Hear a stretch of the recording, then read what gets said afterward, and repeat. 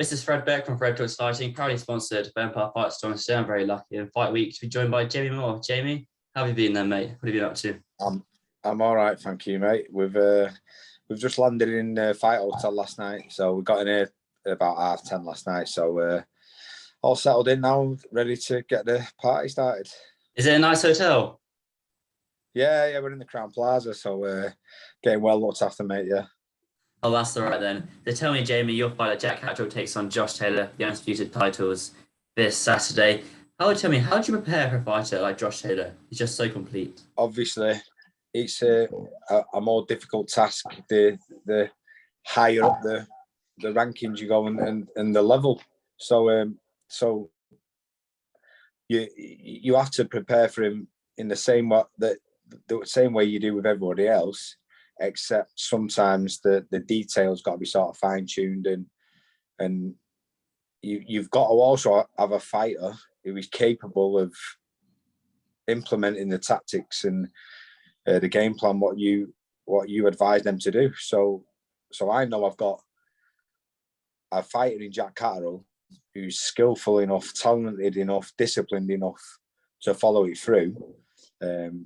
Fights like this are rarely easy. It's just that you need to be fit, focused, dedicated, and have that sort of mindset and strength of mind to be able to fulfill it. And I believe that I've got that type of fighter in Jack Catterall. Has it helped that Jack Catterall's had his eye on Josh Taylor for so long, and the fight got delayed, and then Jack obviously let Josh Taylor and Ramirez fight for the undisputed, so then Jack can keep a longer on Josh Taylor. Has that helped at all? Kind of a long layoff, watching Josh Taylor, seeing what he's like. I don't think it can have a negative effect unless you sort of allow yourself to overcook it in the gym. The longer it has gone on, and we've known that it was going to be Josh Taylor, so sort of the delay certainly give us a chance to sort of relax a little bit. But then he seemed to give me the opportunity to look at a few different things and pick up on a few bits of stuff what we can work on, what I might never have done beforehand. So only small things, but those little small percentages of differences can make a big difference in a fight like this. So yeah, I'm certainly looking at the delay being a positive for us. And Jack's always in the gym, he's always ticking over. So it wasn't like it affected his preparation as it would somebody who doesn't really stay in the gym in between fights and then just goes sort of hell for leather for 10 or 12 weeks to get himself in shape. Jack's always in shape. So he just basically took his foot off the gas a little bit, spent a bit of time with his family over Christmas and New Year, and then we picked up where we left off in the New Year then. Do you think it'll affect Jack at all? Because Josh Taylor, as you see in North Fight Weeks, he becomes kind of more agitated, more on edge, and he gets more aggressive, tries to get under his opponent's skin. Shouldn't that affect Jack at all? No. Jack's the type of fighter who, I think the more somebody tries to do that to him, the more laid back he gets. He knows what they're trying to do. He's just not in his personality. He's not that type of guy. He's certainly not the type of person who will let somebody else's attitude and stuff affect him. He's very much in control of himself, and because of the stature of Josh and the fights, what we've seen him be involved in, you know what he's doing. It's not like it's a surprise. So, and I don't think he does it on purpose. I think it's just that's him by nature. That's the way he gets up for fights. I get it, but just what Josh does for himself to get up for the fight doesn't impact us or Jack in the slightest. So it won't make any difference that it's in Edinburgh Castle and Josh's backyard. Shouldn't that might help Jack at all? It might make him have a better performance. It could very well help him, yeah, depending on his reaction to it. It might not make a difference at all. It all depends. But an atmosphere to me is an atmosphere, whether it's against you or for you. That positive energy from the crowd, you can feed off it, whether you're a home fighter or the away fighter. So and Jack's been in a lot of back gardens before in his career.